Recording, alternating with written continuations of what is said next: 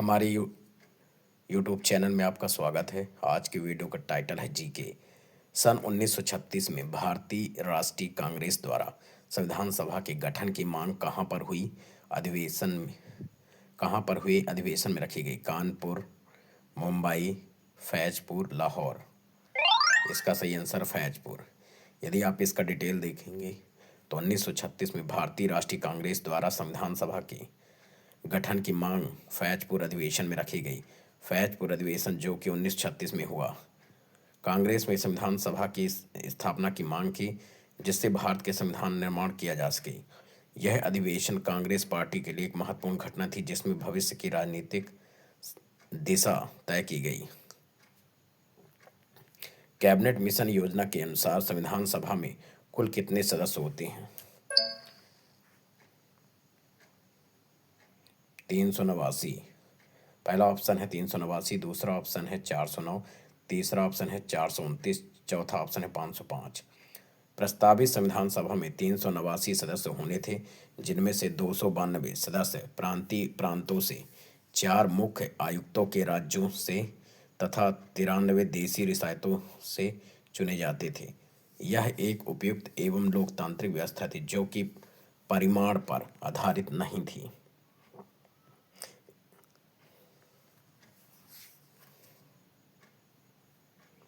इसका सही आंसर है 389। प्रस्तावित मूल संविधान में कुल सदस्यों का विभाजन किस प्रकार होना निश्चित हुआ?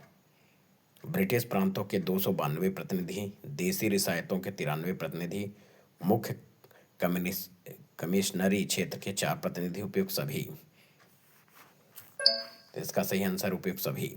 प्रस्तावित संविधान सभा में 389 सदस्य होने थे जिनमें से 292 सदस्य भारतीय प्रांतों से, 4 मुख्य आयुक्तों के राज्यों से तथा 93 देशी रियासतों से चुने जाते थे। यह एक उपयुक्त एवं लोकतांत्रिक व्यवस्था थी जो कि परिमाण पर आधारित नहीं थी। संविधान सभा के विभिन्न प्रांतों के लिए 292 सदस्यों का निर्वाचन होना था।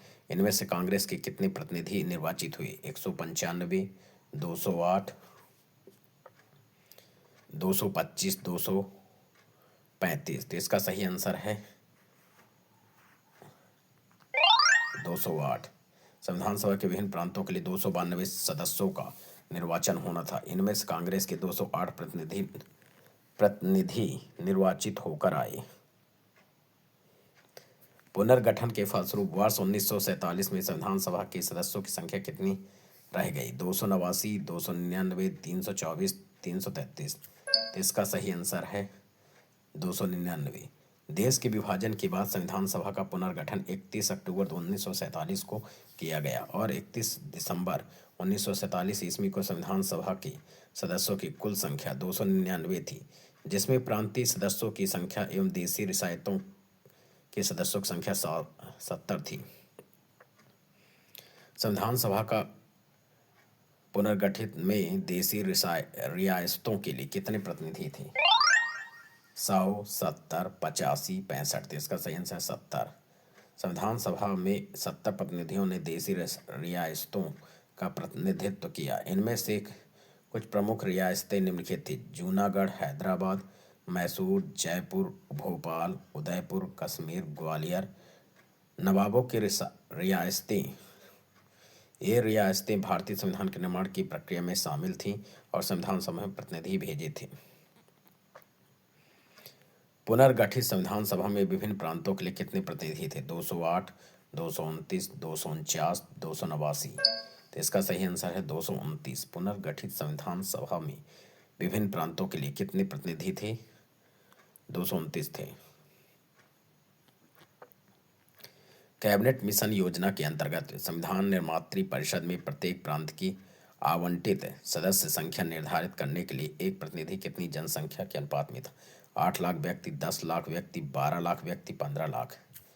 तो इसका सही आंसर 10 लाख व्यक्ति। कैबिनेट मिशन 24 मार्च 1946 ईस्वी को दिल्ली पहुंचा। इसके शिष्ट मंडल में कुल 3 सदस्य थे: भारत सचिव,